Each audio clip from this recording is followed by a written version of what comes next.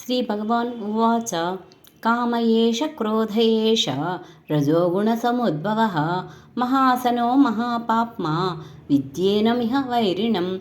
శ్రీ భగవానుడు పలికెను, రజోగుణము నుండి ఉత్పన్నమగునదే కామము. ఇది ఏ క్రోధ రూపమును దాల్చును. ఇది మహాసనము. భోగానుభవములతో ఇది చల్లారున్నది కాదు.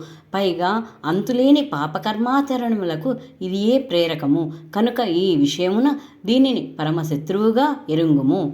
ధూమేనావ్రియతే వహ్నిః యథాదర్శో మలేన చ యదోల్బేనావృతో గర్భః తదా తేనేదమావృతం. పొగచే అగ్నియు, ధూళిచే అద్దము, మావిచే గర్భము కప్పివేయబడినట్లు జ్ఞానము కామముచే ఆవృతమై యుండును. ఆవృతం జ్ఞానమేతేన జ్ఞానినో నిత్యవైరిణ కామరూపేణ కౌంతేయ దుష్పూరేణాన లేన చ. ఓ అర్జున, కామము అగ్నితో సమానమైనది, అగ్ని వంటిది. అది ఎన్నటికీ చల్లారదు. జ్ఞానులకు అది నిత్యవైరి. అది మనుష్యుని జ్ఞానమును కప్పివేయుచుండును.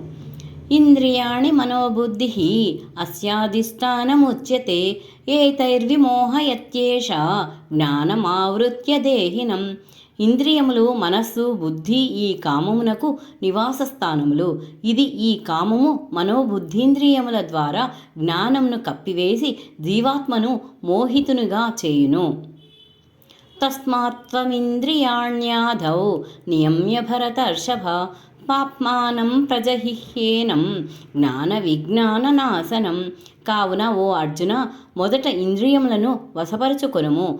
పిదప జ్ఞాన విజ్ఞానములకు నశింపజేయునట్టి మహాపాపి అయిన ఈ కామమును అవశ్యముగా సర్వశక్తుల నుండి రూపుమాపుము.